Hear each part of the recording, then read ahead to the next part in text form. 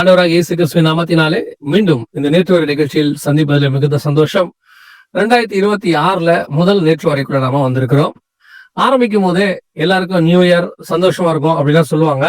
ஆனால் உலகத்துக்கு அப்படி இருந்துச்சான்னு பாத்தீங்கன்னு சொன்னா 3ஆம் தேதி ரொம்ப பரபரப்பான சம்பவங்கள்லாம் நடந்துச்சு. உலகமே அச்சப்படக்கூடிய ஒரு சம்பவம் நடந்துச்சு. என்ன நடந்துச்சு அதை நம்ம பார்க்க போறோம். அது ஒரு பெரிய மாற்றத்தை உலகத்துல கொண்டு வரப்போகுது. வாங்க என்னன்னு பார்க்கலாம். முதலாவது, இந்த ஜனவரி 3ஆம் தேதி பாத்தீங்கன்னா வெனின்சுலா அதிபர் நிக்கோலஸ் மதுரோ அவர் என்ன பண்ணிருக்காங்க அப்படின்னு கேட்டீங்கன்னா அரெஸ்ட் பண்ணிருக்காங்க அமெரிக்கா. இப்போ அமெரிக்காவுடையதான இந்த காரியத்தை உலகத்துல உள்ள பெரும்பான்மை நாடுகள் எதிர்க்கிறது. ஏன்னா இது ஒரு அராஜகம், ஒரு நாட்டினுடையதான காரியத்துக்குள்ள போய் நீங்க செய்யறீங்க அப்படின்னு சொல்றாங்க. அமெரிக்கா என்ன சொல்லுது? ஆனால் அவர் செய்ததான குற்றங்களை அடுக்கடுக்காக ட்ரம்ப் என்ன பண்ணாரு, பிரஸ் மீட்ல சொன்னாரு. ஜனங்களை எப்படி குழுவுப்படுத்தினாரு, விரல்களை வெட்டினாரு, இந்த மாதிரி நிறைய விஷயங்களை அவர் சொல்லிக்கிட்டே வந்தாரு. ஆனால் இது அவர் பக்கத்தினுடைய நியாயத்தை அவர் சொல்றாரு. உலகளாவிய ரஷ்யாவிலிருந்து எல்லா நாடுகளும் இதை எதிர்க்கிறாங்க. மிகப்பெரியதான அளவுல இதை எதிர்க்கிறாங்க. முதல் எதிர்ப்பு தெரிவிச்சது கத்தார். அவங்கதான் சொன்னாங்க, இது ஒரு நாட்டினுடைய இறையாண்மைக்கு எதிராக நீங்க செயல்படுறீங்க அப்படின்னு அவங்க சொன்னாங்க. சரி, இது உலக பிரகாரம் நடக்கிற ஒரு சம்பவம். ஆனால் இதுக்கு பின்னாடி என்ன ஒரு காரியம் இருக்க வாய்ப்பு இருக்கிறது, அதைத்தான் நம்ம நேற்று வரையில முதலாவது பார்க்க போறோம். என்ன அப்படின்னு கேட்டீங்கன்னா, இந்த விஷயத்துல ட்ரம்ப் நிறைய நாடுகளை பத்தி பேசிக்கிட்டே இருந்தாரு. கிரீன்லாண்டை பத்தி பேசினாரு, கனடாவை பத்தி பேசினாரு. எங்களுடைய எல்லைக்குள்ள நாங்க கொண்டு வர போறோம் அப்படின்னு சொல்லி, அதாவது அமெரிக்காவோட எல்லையை நாங்க பெருசாக்க போறோம். கனடா அவங்களுடையதான மாகாணத்துல ஒரு மாகாணமா நாங்க மாத்த போறோம். கிரீன்லாண்டு எங்களுக்கு வேணும், இப்படி எல்லாம் நிறைய சொல்லிக்கிட்டே இருந்தாரு. நடுவில் அதுக்கப்புறம் கொஞ்சம் பின்வாங்கினாரு. இதெல்லாம் நடந்துச்சுன்னு வச்சுக்கோங்களேன். ஆனா திடீர்னு வெனின்சுலா மேல கை வைக்கிறதுக்கு என்ன காரணம் அப்படின்னு பாத்தீங்கன்னா, வெனின்சுலாவோட ஏற்கனவே அவர் நிறைய பிரச்சனை இருந்துச்சு. போன ட்ரிப் வரும்போதே வெனின்சுலா பத்தி அவர் பேசி இருந்தார். ஆனால் நாம் பாக்குற விதம் என்ன அப்படின்னு கேட்டீங்கன்னு சொன்னா, இதுவரைக்கும் ரஷ்யாவுடைய நட்பு நாடுகள், பயங்கர க்ளோஸ் ஃப்ரெண்ட்ஸ் அப்படின்னு சொல்லக்கூடிய நாடுகள்ல 4வது பெரிய நாடு இப்பொழுது அடிக்கப்பட்டிருக்கிறது. முதலாவதாக நீங்க பாத்தீங்கன்னு சொன்னா 2003 ஈராக் சதாம் ஹுசேனை அவங்க பிடிச்சாங்க. 1991 சதாம் ஹுசேன் குவைத்தை பிடிச்சாரு.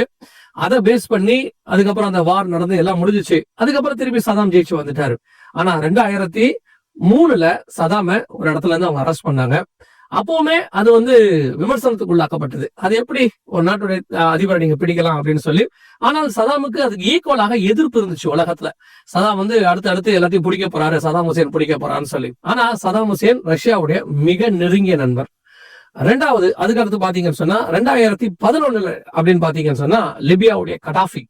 அது மட்டும் இல்ல, எஸ்ஐகேல் 38 இந்த லிபியாவை பத்தி இருக்கு. அவங்க ரஷ்யா கூட வரணும்னு இருக்கு. சோ அங்க ஒரு பெரியதான காரியம் செய்யப்பட்டு உள்நாட்டு கலவரம் ஏற்படுத்தப்பட்டு புரட்சி ஏற்படுத்தப்பட்டு கடாஃபி அங்கே அவர்கள் மக்களால் கையிலாலே கொலை செய்யப்பட்டார்.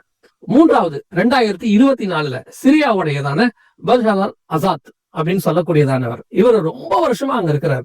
ஆனால் இவர் ரஷ்யாவுடைய நெருங்கிய நண்பர். இப்போ கூட அவர் ரஷ்யால தான் இருக்கிறார். அதாவது உள்நாட்டு கலவரம் ஏற்பட்டு அவருக்கு புரட்சி வெடிச்சு அங்கிருந்து அவர் ஓடி போய் இப்ப எங்க இருக்காருன்னா ரஷ்யாவில் இருக்கிறார்.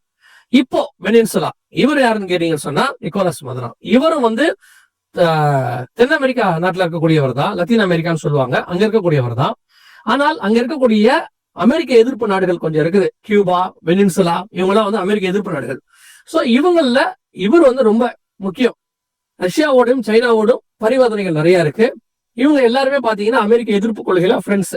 இப்போ இவரை பிடிச்சி கைது பண்ண உடனே ரஷ்யா இதுக்கு எதிர்ப்பு தெரிவிச்சிருக்கிறது, சைனாவும் எதிர்ப்பு தெரிவிச்சிருக்கிறது. ஆனா ரஷ்யாவும் சைனாவும் பெரிய அளவுல இப்போ இதுக்கு ரியாக்ட் பண்ணாம இருக்கிறாங்க. இதே மாதிரி கடாஃபியை கை வச்ச போது ரஷ்யா எதிர்ப்பு தெரிவிச்சிருச்சு, ஒண்ணுமே பண்ணல. இப்ப 4 நாடு ஆயிருக்குது. ஈராக் ஆயிருக்கு, சிரியா ஆயிருக்கு, லிபியா ஆயிருக்கு, வெனின்சுலா ஆயிருக்கு. நான் இது தீர்க்க தரிசனத்துல உள்ளது. ஆனா நான் யூகிக்கிறதுன்னு வச்சுக்கோங்க, இது இல்லாமையும் போகலாம். ரஷ்யாவை 6 துறடுகளால் உன்னை இழுத்து கொண்டு வருவேன்னு கர்த்தர் சொல்றாரு. அது எசேக்கியேல் 39 அவனை 6 துறடுகளால். இதுவரைக்கும் 4 ஃப்ரெண்ட்ஸ் அவங்க எடுத்திருக்கிறாங்க. அது மட்டுமல்ல, ரஷ்ய அதிபர் ஈரான் அடிக்கும் போது ஒரு வார்த்தை சொன்னாரு. என்ன சொன்னார் அப்படின்னு கேட்டீங்கன்னா, நீங்க இதுவரைக்கும் என் ஃப்ரெண்ட்ஸ் எல்லாரையும் கை வச்சீங்க, நாங்க அமைதியா இருந்தோம். ஈரான் மேல கை வைக்கும் போது என்னால அமைதியா இருக்க முடியாது அப்படின்னு சொல்லி ஒரு ஸ்டேட்மெண்ட் கொடுத்தாரு. அது மிகப்பெரிய 3ஆம் உலக யுத்தமாய் மாறும் அப்படின்லாம் கூட அவர் சொன்னார். அதற்கான ப்ரூஃப்ஸ் எல்லாம் நீங்க பாக்குறீங்க. சோ இப்ப நீங்க கவனிச்சீங்கன்னா இந்த 4 நாடு ஏற்கனவே இதாயிருச்சு. அடுத்து ஈரானுக்கு நேராக அமெரிக்கா திரும்புகிறது. இப்போ இஸ்ரேல் அதிபர் என்ன சொல்லியிருக்கிறார்னா, விரைவில் அமெரிக்கா ஈரானை தாக்கும் அப்படின்னு சொல்லியிருக்கிறார். ஈரானும் என்ன சொல்லியிருக்குன்னா, இஸ்ரேலை நாங்க தாக்க போகிறோம். அவங்களும் சொல்லியிருக்கிறாங்க. லெபனான், அவங்க ஏமன் எல்லாரும் சேர்ந்து சொல்றாங்க, நாங்க தாக்க போகிறோம் அப்படின்னு சொல்றாங்க. சோ இப்போ ரஷ்யாவுடைய 5வது நட்பு நாடு தான் ஈரான். இன்னும் ஒரு நாடு இருக்கு, துருக்கி. இதுவும் ரஷ்யாவுடைய நட்பு நாடு தான். ரஷ்யாவும் அவங்களும் ரொம்ப க்ளோஸ் ஃப்ரெண்ட்ஸ் தான். ஆனா இது யூரோப்புக்குள்ள இருக்கிற நாடு. சோ இவங்க இது 6வது நாடு. இப்போ சொல்றேன், இது என்னுடையதான ஒரு கணிப்பு, இது தீர்க்க தரிசனம் இல்ல. இந்த 6 நாடுகளையும் கை வச்சு முடிக்கும் பொழுது இந்த காரியம் நடக்க வாய்ப்பு. இப்ப ஈரான் அடிக்க அவங்க ரெடி ஆயிட்டாங்க. துருக்கி ஏற்கனவே இஸ்ரேலோட கூட பிரச்சனையில இருக்கு. சோ இப்போ இது வரலாம், அல்லது வேறு காரியமும் இருக்கலாம். அந்த 6 நாடுகளுக்கு வேற விளக்கமும் இருக்கலாம். இது நான் யோசிக்கிறது. சோ இப்போ இந்த நாடுகளை எல்லாம் கை வச்சுக்கிட்டே வராங்க. ஒரு இடத்துல ஈரான் அவங்க ஃபைனலா கை வைக்கும் பொழுது அங்க இருக்கிற அணு உலைகள் அத்தனையுமே ரஷ்யாவுது. இப்ப ரஷ்யா அதற்கு எதிர்வினை ஆற்றும். இதுதான் அங்கே வரக்கூடிய மிக முக்கியமான காரியமாக இருக்க போகிறது. இது முதலாவதாக இந்த ஜனவரி மாசம் முதல்ல ஆரம்பிக்கும் போதே யுத்தங்களின் செய்திகளையும் கேள்விப்படுவீர்கள் என்கிற மிக முக்கியமான காரியம் நடைபெற்றுக் கொண்டிருக்கிறது. இதை ஒட்டி இன்னொரு ஈரானை சம்பந்தப்பட்ட இன்னொரு விஷயத்தை நம்ம பார்க்க போறோம். வாங்க பார்க்கலாம். இப்போ ஈரான்ல பாத்தீங்கன்னா மிகப்பெரியதான ஒரு புரொட்டஸ்ட், ஜனத்துக்கு விரோதமாய் ஜனம் எழும்பி இருக்கிறது.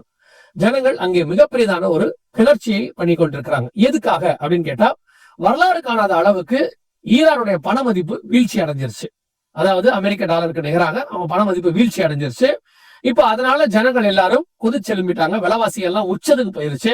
இப்போ புரொட்டஸ்ட், அதாவது எதிர்ப்பு கிளர்ச்சி தேசம் முழுக்க வந்துருச்சு. டெஹரான்ல இருந்து எல்லா இடத்துலயும் வந்துருச்சு. அதற்கு எதிர்ப்பு தெரிவிக்கிறாங்க அவங்க IRGC. இப்போ அதையும் நீங்க பாத்தீங்கன்னு சொன்னா ஜனங்களுடையதான உயிர் போயிருக்கிறது. நிறைய காரியங்கள் நடந்து கொண்டே இருக்கிறது. இது ஈரானுக்கு ஒரு பக்கம் நடந்து கொண்டிருக்கிறதான ஒரு சம்பவம், அதாவது ஜனத்துக்கு விரோதமாய் ஜனம். இன்னொரு பக்கம் அவங்க இஸ்ரேலோடு கூட அமெரிக்காவோடு கூட யுத்தத்தை ஆரம்பிக்கிறாங்க. இது யுத்தங்களின் அவங்களை பத்தின செய்தி. இது மட்டும் இல்லாம இதை விட பெரிய பிரச்சனை ஒண்ணு ஈரான்ல போயிட்டு இருக்கு. என்னன்னு கேட்டீங்கன்னு சொன்னா தண்ணி பஞ்சம். வரலாறு காணாத அளவுக்கு தண்ணி அவங்களுக்கு வத்திருச்சு. நிலத்தடி நீரே கிடையாது இப்ப. சோ மிகப்பெரியதான ஒரு பஞ்சமும் அவங்களுக்கு போயிட்டு இருக்கு. இந்த ஈரானை பத்தி நம்ம ஏன் இவ்வளவு பாக்குறோம் அப்படின்னு கேட்டீங்கன்னா, எசேக்கியேல் 38:5-6 அவர்களோடு கூட பெர்ஷியரும் அப்படின்னு இருக்கு. இந்த பெர்ஷியா தான் ஈரான் என்பதை நம்ம பல தடவை சொல்லி இருக்கிறோம். இப்ப இந்த மைய இடத்துக்கு ஈரான் சேர்ந்துருச்சு. சோ இப்ப ஈரான்ல ஏற்படக்கூடியதான இந்த அரசியல் மாற்றம் ஒரு பக்கம் நடந்துகிட்டே இருக்கு. அரசியல் மாற்றம் வருமா வராதான்னு தெரியாது. ஏன்னா இதே அயதுல்லா கொமேனி ஷா மன்னருக்கு எதிராக 1990களில் புரட்சி ஏற்படுத்தினார். அந்த புரட்சி ஏற்படுத்தி தான் அவர் ரஷ்யா துணையோட தான் ஏற்படுத்தினார். ஏன்னா அந்த ஷா மன்னர் அமெரிக்க சப்போர்ட்டர்.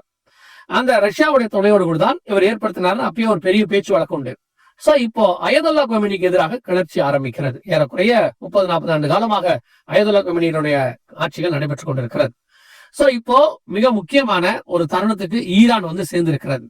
அதே நேரத்துல நாம் தெரிந்து கொள்ள வேண்டியது, ஈரான் மத கட்டுப்பாடு உள்ளதான ஒரு நாடு. அங்கே எல்லா விதமான மத கட்டுப்பாடும் உண்டு. ஆனால் மிகப்பெரிய எழுப்புதலும் ஈரானில் நடைபெற்றுக் கொண்டிருக்கிறது. ஈரான்ல உள்ள நிறைய சாட்சிகளை நீங்க கேட்டீங்கன்னா, நேரடியாகவே தரிசனத்தினால் ரட்சிக்கப்பட்டவர்கள், சுவிசேஷம் சொல்ல முடியாதங்க, அடைக்கப்பட்ட வாசல், அங்கே தரிசனத்தினால் கிறிஸ்துவை கண்டவர்கள், சுவிசேஷத்தை கேட்டவர்கள் அநேகர் இருக்கிறார்கள். If you ask how people came to Christ, 80% will say they saw him in a dream. So I decided to ask him, and so I did. And then the next day, I guess, I saw a dream, and in my dream I saw Jesus was a bridge. I decided to come to him. அநேக இடத்துல இந்த ஈரான்ல இப்போ மிகப்பெரிய ரிவைவலும் ஒரு பக்கம் போய் கொண்டிருக்கிறது. இவ்வளவு பெரிய கலவரத்துக்கு நடுவுல ஒரு எழுப்புதலும் அங்க வந்துகிட்டு இருக்கு பாருங்களேன். சோ ஈரானுக்காக ஜெபிக்க வேண்டியது நம்முடைய கடமையா இருக்கிறது. அடுத்து இன்னும் ஒரு மிக முக்கியமான விஷயத்தை நாம் பார்க்க போகிறோம். இப்போ பல்கேரியா, இந்த நாடு ஒரு மிக முக்கியமான வேலையை செஞ்சிருக்கு. என்னங்க பல்கேரியா பத்தி என்னன்னா, யூரோப்ல இருக்காங்க. இவங்க ஷெங்கன் கண்ட்ரிஸ் சொல்லுவாங்க. அதாவது ஐரோப்பாவுக்குள்ள இருக்கிற நாடுகளுக்கு எல்லாம் கூட்டமைப்புக்கு பேரு ஷெங்கன் ஒண்ணு உண்டு. யூரோப்பியன் யூனியன் வேறு, ஷெங்கன் வேறு. இந்த ஷெங்கன் என்பது ஒரு ஏறக்குறைய நிறைய நாடுகள் அடங்கியதான ஒரு இடம். அதுல உள்ள நாடுகள் தான் ஏற்படுத்த ஒரு யூரோப்பியன் கூட்டமைப்பு. இதுல இந்த யூரோப்பியன் கூட்டமைப்புக்குள்ள இன்னொரு 3-4 நாடுகள் வராம இருக்கு. ஐஸ்லாந்து வரல, அப்புறம் சுவிட்சர்லாந்து வரல. இந்த மாதிரி நிறைய நாடுகள், இன்னொரு 4-5 நாடுகள் தான் இருக்கு, இன்னும் உள்ளுக்குள்ள வராம இருக்காங்க. ஏற்கனவே 28 நாடுகள் இருக்கு. இந்த 28 நாடுகள்ல இந்த பல்கேரியாவும் ஒண்ணு. பல்கேரியாவுடைய பணத்துக்கு பேரு லேவன் பேரு. அதை அவங்க மாத்தாம இருந்தாங்க. அவங்க தான் அதை யூஸ் பண்ணிட்டு இருந்தாங்க. ஆனா இந்த ஷெங்கன் கண்ட்ரிக்குள்ள இருந்தாங்க. ஆனா யூரோப்புக்குள்ள இப்ப அவங்க ஜாயின் பண்ணிட்டாங்க யூரோப்பியன் யூனியன்ல. இந்த ஜனவரி 1ஆம் தேதியில இருந்து தன்னுடைய பணத்தை யூரோவுக்கு மாத்திக்கிட்டாங்க. அதாவது லேவும் இருக்கு, யூரோவும் இருக்கிறது. கொஞ்ச நாளைக்கு, ஒரு 6 மாசத்துக்கு வரைக்கும். அதற்கு பிறகு இந்த பணமொழிப்பு முற்றிலுமாக ஒழிக்கப்படும். வெறும் யூரோக்குள்ள வந்துடும். 28 நாடுகள் அமைப்பாக மாறும். உக்ரைனும் உள்ள வரதுக்கு வெயிட் பண்ணிட்டு இருக்கு. ஒரு பக்கம் சுவிட்சர்லாந்து, ஐஸ்லாந்து இவங்களாம் வர வெயிட் பண்ணிட்டு இருக்காங்க. அதோட ஐரோப்பா கண்டம் முழுக்க ஒன்றிய ஐரோப்பாவா மாறிடும். ஒரே கவர்மெண்ட்டுக்குள்ள வந்துடும். அடுத்து பாத்தீங்கன்னா ஆசியாவும் ஆப்பிரிக்காவும் தான் இருக்கும். ஏற்கனவே ஆசியாக்குள்ள அவங்க ஊடுருவிட்டாங்க. யூரோப் இதை பத்தி நம்ம வேற ஒரு நேற்று வரையில பார்க்கலாம். ஊடுருவிட்டாங்க. ஆப்பிரிக்காக்குள்ளேயும் அவருடையதான காரியங்கள் இருக்கிறது. சோ இப்போ இவர்கள் ஒரு மிகப்பெரியதான எல்லை விஸ்தாரத்தை பண்றாங்க.